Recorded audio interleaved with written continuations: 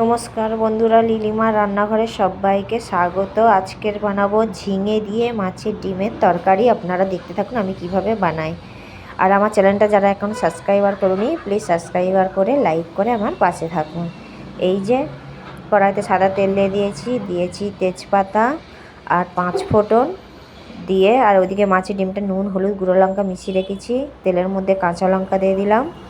দেওয়ার পরে এবার মাছের ডিমটা দিয়ে দেবো, একটু ভাজা ভাজা করব। এই যে এরকমভাবে একটু ঘেঁটে ঘেঁটে দিচ্ছি যাতে মাছের ডিমটা ভালো করে ভাজা হয়ে যায়। আর ভাজা হয়ে গেছে, এর মধ্যে ঝিঙে আর আলুটা ডুম্বো ডুম্বো করে কেটে রেখেছি, ওটা দিয়ে দেবো।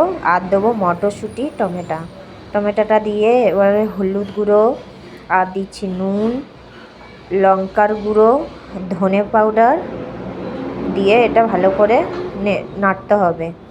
এই যে ভালো করে ভাজা ভাজা হয়ে গেছে, এবারে জল দিয়ে দেবো।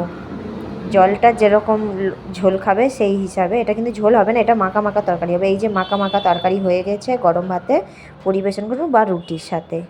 বলুন কেমন